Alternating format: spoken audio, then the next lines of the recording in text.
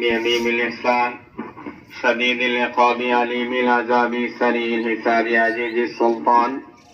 ونشهد أن لا إله إلا الله وحده لا شريك له ونشهد أن سيدنا ومولانا محمدا عبد الله ورسوله وبارك وسلم تسليما كثيرا الله أكبر لا إله إلا الله والله أكبر ولله الحمد. عن ابن عباس رضي الله تعالى عنه أن النبي صلى الله عليه وسلم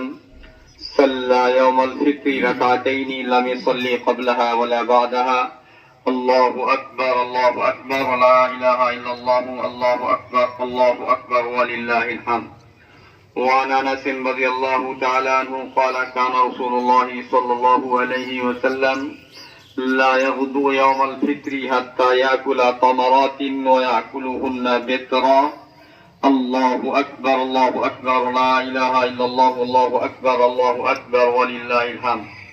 وعن أبي سعيد الخدري رضي الله تعالى عنهما قال كان النبي صلى الله عليه وسلم يخرج يوم الفطر